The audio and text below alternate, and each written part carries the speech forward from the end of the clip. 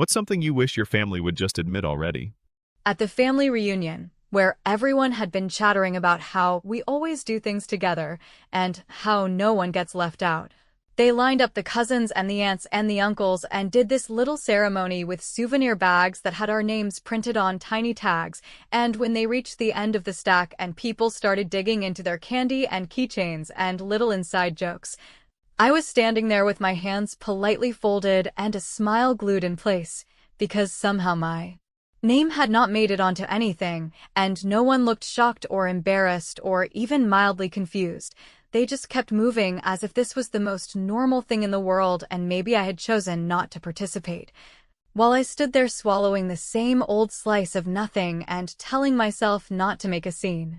I told myself to be a grown woman about it, to keep my face steady and my voice neutral, so I laughed at a joke that was not funny, said I had an early morning, asked for a hug from the cousin who always smells like expensive hand lotion. And then I slipped out to the driveway, leaned against my car for a minute to breathe, and took a selfie, the kind of photo people post when they want to pretend they are fine, except I let my eyes do a little of the talking because I knew they would recognize that look even if strangers did not, and I wrote a caption that was friendly enough to pass as harmless and sharp enough to sting if you knew what had just happened. Something like how it felt good to show up for family even when your name is not on the list.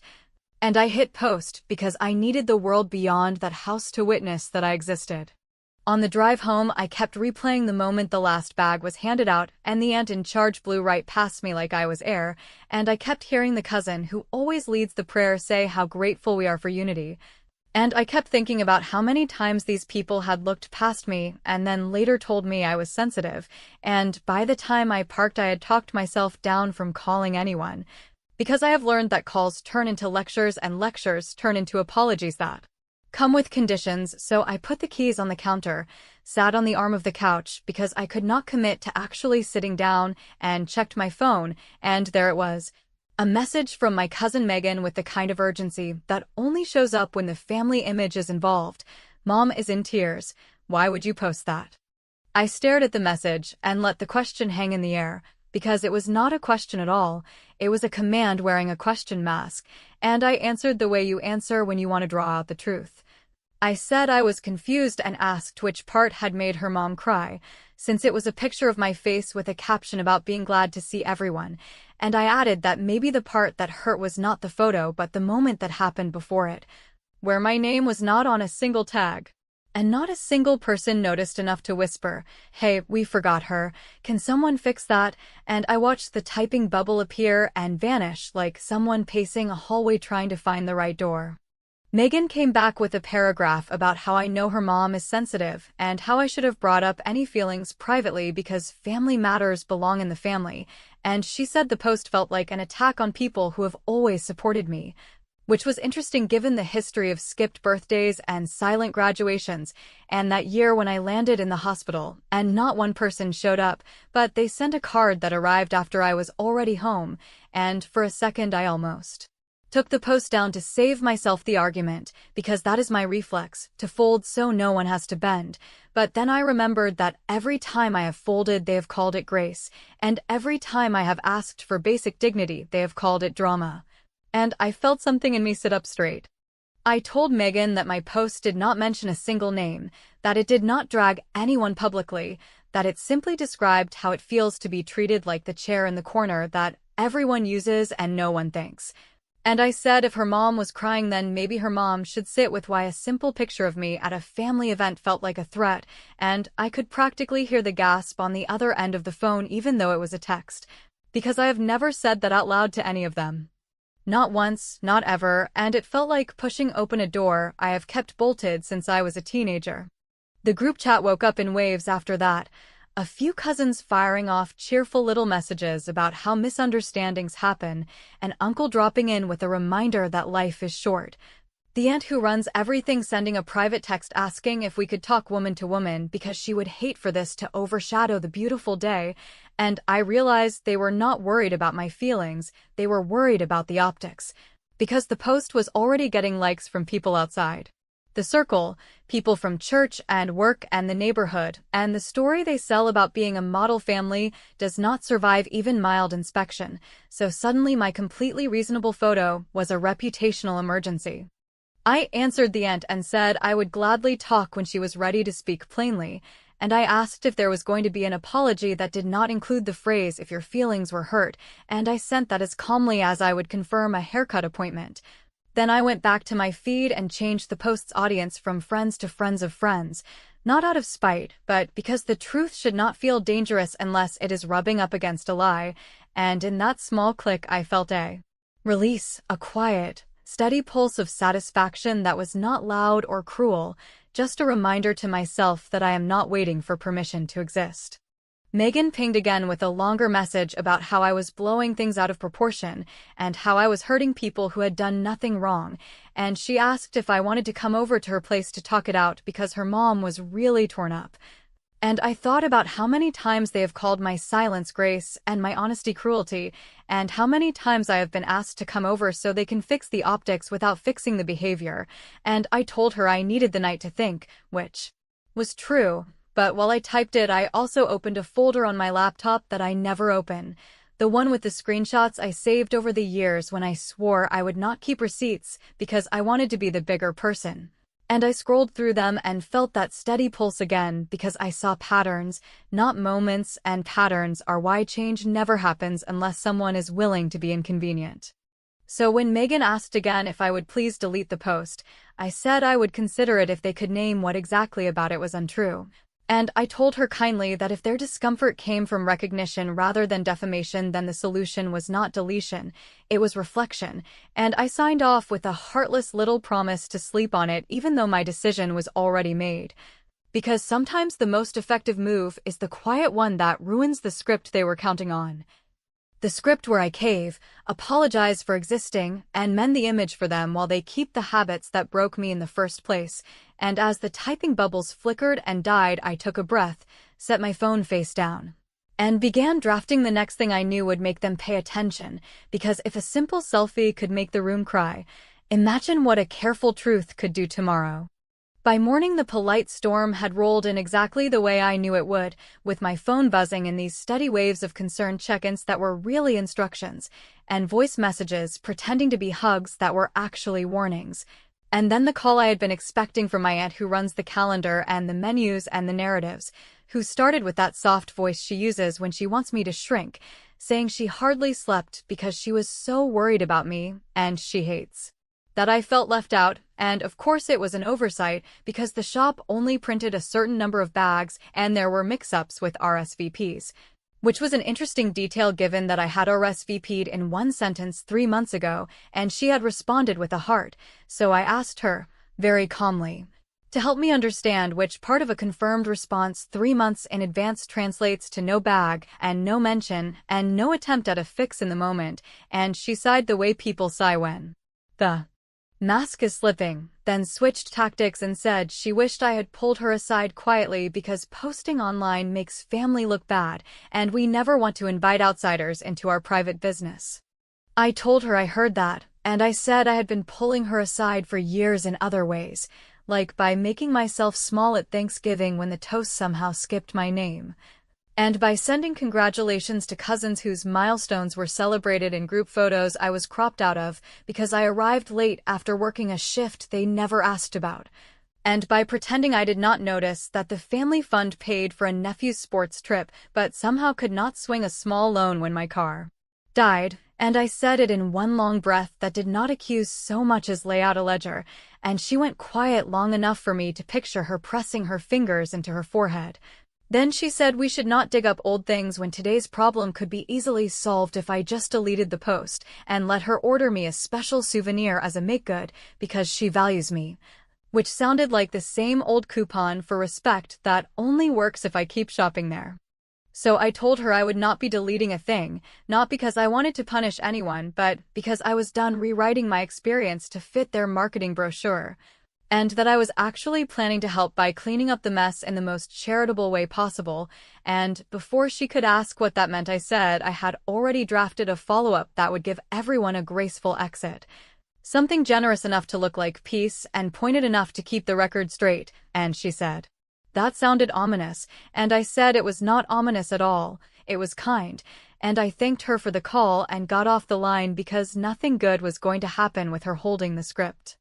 The follow-up did not name a single person, and it did not drag the family, and it did not mention tears or guilt or who forgot what. It was a simple, friendly note that said if anyone's name was missed on the souvenirs list by accident, I was placing a second private order out of pocket and would happily include them, and to make it easy I dropped a little form link for addresses and spelled out the deadline so there would be no excuses later, and then, in the same breath, I added that since so many of us talk about legacy at reunions, I would also be making a donation in our grandmother's name to a community tutoring fund and invited anyone who wanted to feel included to match me at any level. And I hit post and set the audience as wide as the platform would allow because sunlight may not heal everything, but it makes certain plants wilt.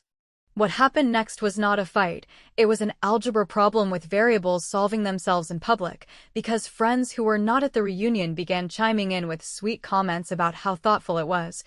And extended relatives from out of state started asking whether there had been many people missed, because they had never heard of a souvenirs list before and it sounded fun. And then two people who were actually there wrote that as far as they remembered, everyone had gotten a bag. Which meant either the list had contained exactly one omission or the oversight had an odd habit of wearing my face, and each new comment rang like a quiet bell that my aunt could not unring with a phone call. The group chat went sideways as cousins began pinging each other privately because they could feel the narrative slipping, and I got 3 separate messages from people who usually only text to ask for a ride from the airport. Each of them insisting they had no idea how the mistake happened and explaining that they love me and always have, and one of them, the cousin who always leads the prayer, admitted that there had been a conversation about ordering just enough souvenirs for immediate household branches to keep the costs low, and that my name had come up as one of those tricky categories because I am single and move around for work, and the organizer had assumed I would not mind sitting this one out. Which is the kind of math that makes you understand why respect never seems to balance when the spreadsheet is labeled with feelings instead of names. I did not respond with rage, because rage would have served them. Instead, I thanked each person for clarifying and told them I appreciated the honesty, and then I took one more step that I knew would bite without drawing blood. And I updated the caption on my follow-up to include a transparent note saying the second run order had already reached the minimum quantity because several friends and neighbors who were not part of the family had asked to be included so they could support something. That should have been simple, and I added that all extra funds from the souvenir match would roll straight into the tutoring donation in our grandmother's name. Which meant that any attempt to shame me for keeping the conversation public now sounded like an attempt to suppress charity, and if there is one thing this family hates more than exposure, it is being seen as cheap in the same sentence as the word legacy. Within an hour, my aunt called again and went for a different angle, which was to say that I had blindsided her by making this bigger than it needed to be, and that I was turning a small mistake into a movement. And I said that maybe the movement was not mine but theirs, because if a single bag could ripple into a wave, then perhaps the water had been rising for years.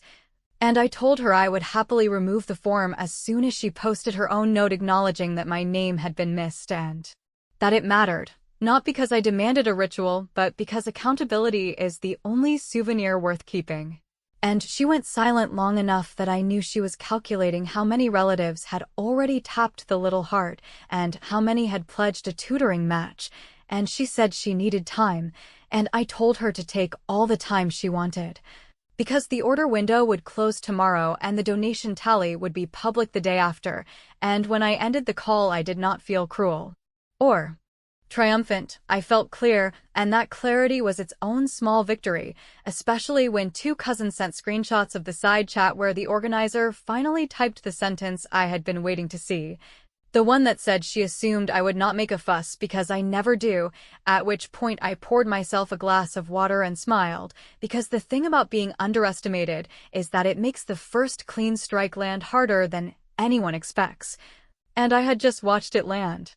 By the time the afternoon rolled around and the donation link had begun collecting small pledges from people who never once shared a table with my aunt, but somehow understood the basic principle of not erasing someone,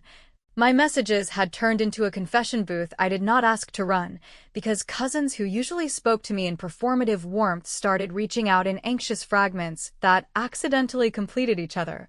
And without naming names, they described how the souvenirs list had been floated in a side thread weeks ago with talk about keeping costs tight and focusing on the branches that, in their words, show up consistently, which is a creative way to say the people whose lives mirror the family story the organizer wants to sell. And then almost as an afterthought, someone added that I travel for work and might miss the reunion anyway, so maybe I would be fine, which is how I learned that my RSVP had been less a confirmation than a wild card they assumed would fold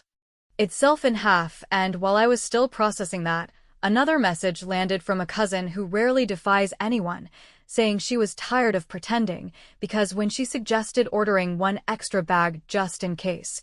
the organizer laughed and said I was not really the souvenirs type, and even though it read like an offhand remark, it lodged under my rib because I recognized the old trick of turning a pattern of exclusion into a preference they imagined I had quietly declared. That was the surface, and it would have been enough to keep me steady on the path I had chosen, but then the floorboards started to creak louder, because people who were not at the reunion began sharing their own memories with me in DMs that did not feel coordinated yet lined up like a row of receipts. A neighbor who has known our family since grade school reminding me of the year the family fund started, and how it was pitched as emergency support for anyone who hit a rough patch, which made her wonder aloud why her donation receipt from that year showed a payoff to a towing company the same week my car died, and I was told there were no discretionary dollars left. And while I sat with that uncomfortable arithmetic, another message arrived from a friend of a friend who had married into our clan, and she said she never told me because she did not want to stir trouble. But her husband's cousin had been picked up for drunk driving a while back, and the whole thing got softened and paid away with what she had been told was discretionary legacy money, and she only brought it up now because my posts made it impossible to keep calling the ledger even. And as I scrolled, I felt that familiar mix of anger and clarity that says you are not imagining the weight, you are simply touching it without padding for the first time. I am not a cop, and I am not a judge, and I do not want their lives ruined, yet I also do not accept the version of family that budgeted mercy for one person's night out and not for another person's broken transmission. So I did what I do best when the ground shifts. I wrote everything down without flair or spice, just dates and sums where I had them and names where I did not.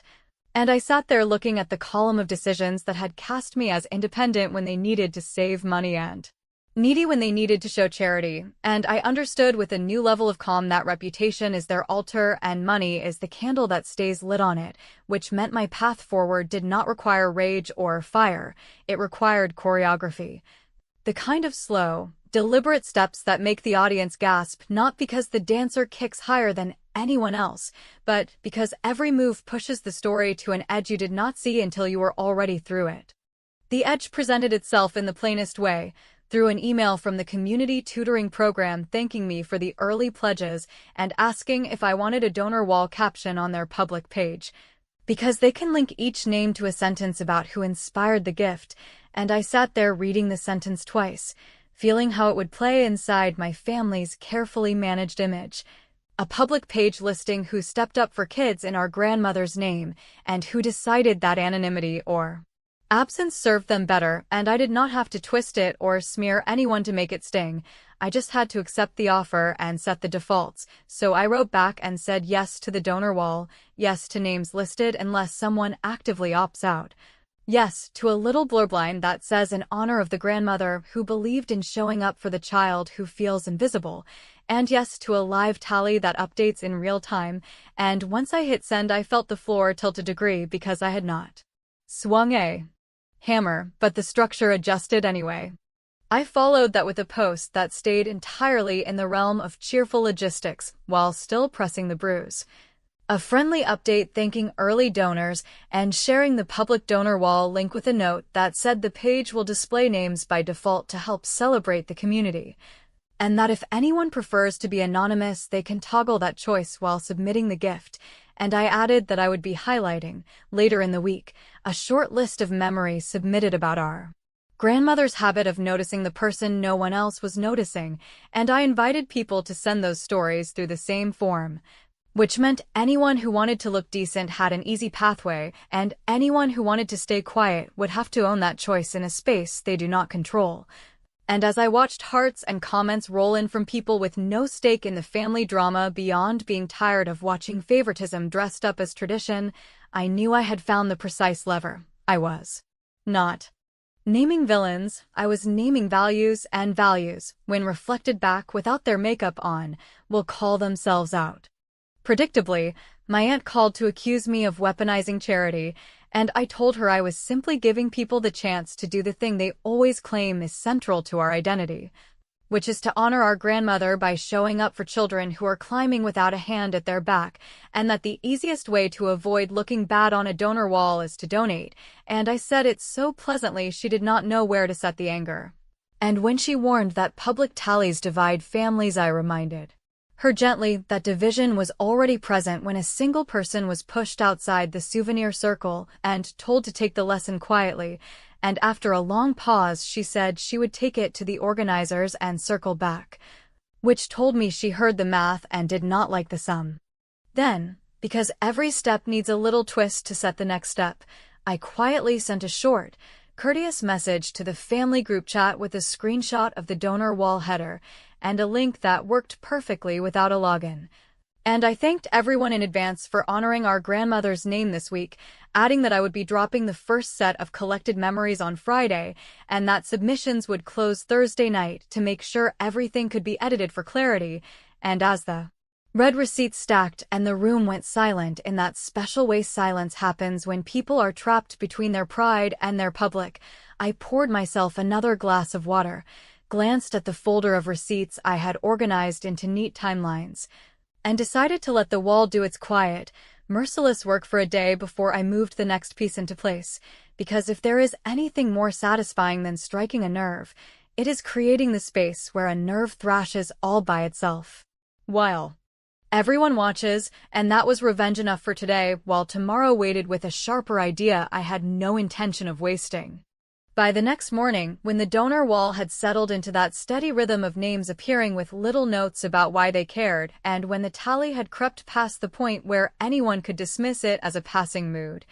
I decided to stop waiting for apologies that would only come wrapped in caveats and to start arranging the truth in a way that looked like kindness from the outside, while feeling like a direct hit to anyone who had been rehearsing the family's spotless story. So I pulled a set of old photos that never made it into the glossy year-end albums, the ones where I was the one behind the camera at birthdays or the one cropped at the shoulder because someone preferred symmetry to accuracy, and I stitched them into a simple, almost boring collage with a caption about how traditions are only real when everyone is visible, which to a stranger looked like nostalgia and to my relatives read like a map of every quiet erasure they assumed I had forgotten, and I posted it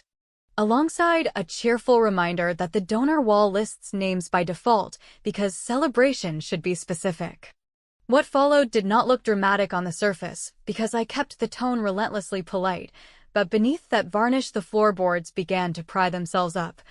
As friends of the family commented with stories about small moments my grandmother had pulled them into a circle and how much it mattered to be named out loud, which prompted a second wave of messages from relatives who were suddenly invested in whether the listing order could be randomized because they did not want anyone to feel judged, and I responded with the most gracious sentence I could write that still carried teeth, explaining that the wall listed in the order of arrival because urgency shows love. And if timing felt uncomfortable, then perhaps that discomfort was a message worth hearing.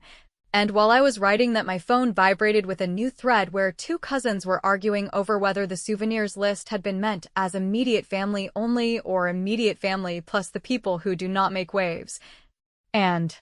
because neither of them realized they were typing in a chat with me still inside, they wrote the sentence that mattered most, the sentence that said they knew I would not kick up dust, and I took a breath, screenshotted it, and put the screenshot back in the folder where I keep things I pray I will never need to use. The collage did another thing I had counted on, which was to pull long quiet voices into the light. Because a former neighbor who has always had a radar for nonsense wrote a nice comment asking why my graduation was never in the family album when she remembered making a tray of brownies for a party that barely anyone attended. And that question sat there like a clean plate in the middle of a messy table, impossible to ignore without admitting you prefer crumbs, and it was answered indirectly by an uncle who typed a paragraph about how timelines can be confusing and people travel and cameras fail, which is a lot of words to say. We edited the narrative to suit ourselves. And while they debated in private, I posted the first batch of memory submissions about my grandmother, each one short and warm and credited by name. And I put at the top a small note saying the collection would close Thursday night, so I could deliver it to the tutoring program on Friday morning, which was honest and also strategic because it forced punctuality from a clan that treats accountability like a seasonal hobby.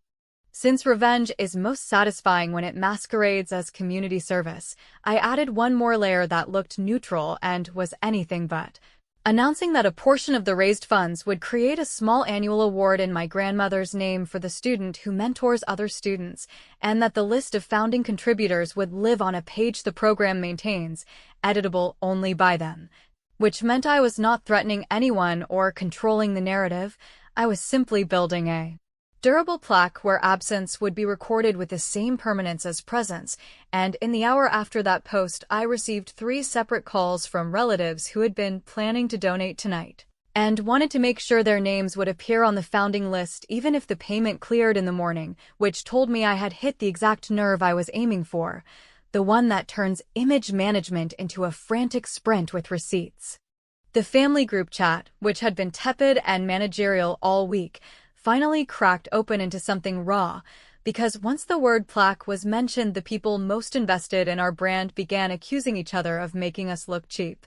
And the cousin who leads the prayer tried to pour oil on the water by reminding everyone that unity matters more than optics, at which point someone else dropped the quiet bomb that perhaps the best way to practice unity would be to acknowledge publicly that I had been excluded from the Souvenirs ceremony and that it was not a mix-up but a choice, and I watched the typing bubble appear and disappear 8 separate times while they weathered the idea of saying that sentence where other people could hear it. And, because they stalled, I posted a last, very gentle update thanking the early founding contributors and naming them alphabetically with their permission, which is a perfectly reasonable decision that also happens to make certain missing names stand out like a light switched off in a row of lit windows. It was after that neat little list went up that my aunt called with the voice she uses for funerals, asking me, through a soup of tears and indignation, if I realized I was tearing the family in half over a bag of trinkets. And I told her with a steadiness I did not have a week ago that nothing was being torn. The seam was already split, and I was simply refusing to pin it closed with my silence. And I said that if she truly wanted to fix what could still be fixed, she could post a straightforward acknowledgement of what happened and a commitment that the family fund and all family gestures would be administered with written guidelines and names attached, no side chats and no exceptions that depend on who makes waves. And I said I would remove nothing and smear no one if that statement appeared, but that if she preferred image to integrity I would accept that choice and begin sharing, without commentary, the planning notes and side thread screenshots that explained exactly how I had been designated negligible, which would mean the public would be reading their words, not mine, and I could hear her calculate the cost of pride in real time, so I told her to sleep on it and call me in the morning. And when she asked what I planned to do next, I gave her the truth that sounds like a threat, that I had already scheduled the tutoring program's post announcing the new award to go live at 9 with the founding list locked, which means the window for looking like you care is closing fast, and I ended the call before she could turn that into another lecture, because tomorrow would be its own lesson, and I had already sharpened the chalk. At exactly 9 the tutoring program's post went live with the photo of the small plaque wrapped in paper and the caption thanking the founding contributors, listed by name in the order the gifts arrived. And as those names stacked in neat lines that anyone could read without needing a password, My phone began its chorus of calls and pings from relatives who wanted to know whether there was still time to be moved to the top or whether the ordering could be randomized for fairness, and I kept my tone level while explaining that fairness, in this case, meant letting the record reflect who moved when it mattered, which is never about punishment and always about truth. And while I said it, I was already walking into the community room where the director had set out folding chairs and a simple sign with our grandmother's name. Because I wanted to be present when something good with her name on it started without permission from anyone who ever measured love and invitations. The first wave of damage control arrived in the form of my aunt's draft statement. A familiar cocktail of condolences and evasions that began with the phrase, "if anyone felt overlooked," and slid into a promise to do better in the future without naming what had happened in the past. And I told her in one long breath that I would gladly share any message that used plain words like "we left Rachel out and it mattered, and here is how we will prevent that from happening again," and that I would also share, with equal calm, a short video that explains how the souvenir decisions were made in a side thread using assumptions about who would not make waves. And since she asked what video I meant, I sent the link to a scheduled clip that was nothing more than a silent screen recording of the planning document scrolling past the lines that read "household only" and the chat bubble that read "she will not kick up dust," with every name blurred, but the types of roles clearly visible, not to humiliate anyone,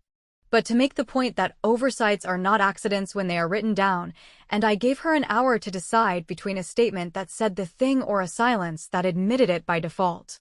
Because waiting for other people to grow a spine is both boring and unproductive, I posted what I had prepared as my own final move, a single photo of a souvenir bag that matched the reunion design down to the font. Except this time my name sat on the tag in clean ink, and inside the bag was a folded card that said in a voice I recognized even if the handwriting was mine, "This is for the person who shows up and gets told they were not expected." And beside the photo my caption explained that I had placed a second run not only for myself, but for every relative and neighbor who had ever been quietly designated an edge case, which in our family includes the stepchild who was told they would understand when they were older, the cousin who works weekends and always arrives late to cold food, the aunt who divorced and fell off the Christmas list, and the friend of the family who has kept the grill running at reunions for a decade without being in a single frame, and that the cost of the run was already covered by the tutoring donations, and any future profits would roll straight to the student award in our grandmother's name, which meant no one had to beg a committee for permission to be included in a story that was supposed to be about togetherness.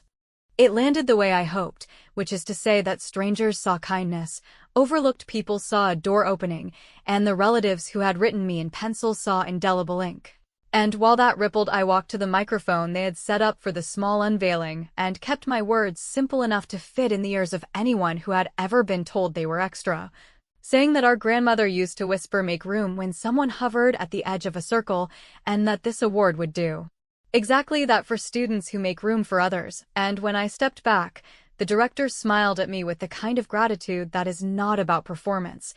and I felt something in my chest unclench that had been tight since the moment the last bag at the reunion slid past my hands. My aunt's second draft arrived while I was shaking hands with a teacher who had already picked the first student mentor to nominate, and this time it used the sentence I asked for, naming what they had done and naming why it mattered. And it included a photo of the souvenirs box with a plain apology for leaving my name off, and a pledge that from now on every family gesture would follow written guidelines distributed in advance, with a list of names and a public ledger for the fund to eliminate side decisions. And while it still tasted like optics, there was finally some protein in it, so I posted it to my feed with a short line that said "thank you for saying it plainly." And I let it sit under my pinned posts where it will keep saying the same thing long after anyone's tone softens. The group chat tried one more time to pull me into a post-mortem about tone and timing, at which point I told them that the subject had moved from tone to infrastructure, and that I had registered the reunion website and social handles in the family name last night with the explicit plan to transfer them to a small rotating committee that includes one person from each branch and one neutral outside volunteer from the tutoring program, not to seize power but to anchor the tradition somewhere that does not wobble with every personality, and until the committee forms, those pages redirect to the award, which is the most accurate map of our legacy I can draw right now. And when the cousin who leads the prayer told me that felt extreme, I said that nothing about putting names on the invitations and money on a transparent page is extreme, and that if anything in this story felt extreme, it was the part where I was expected to swallow being erased and then apologize for the sound my throat made. When I refused, I went home and set the souvenir bag with my name on the counter without staging it on a shelf like a trophy, because this was never about winning a prize. It was about naming things so they stop slipping through cracks that people swear are not there.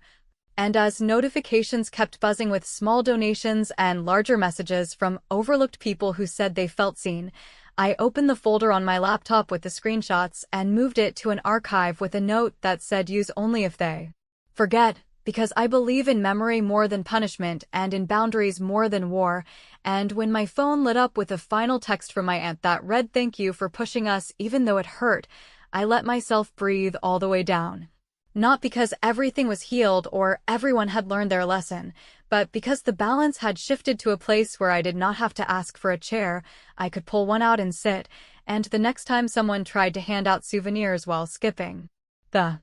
person who shows up, they would have to do it under a light that I turned on and left shining, which is the only ending I wanted and exactly the one I made.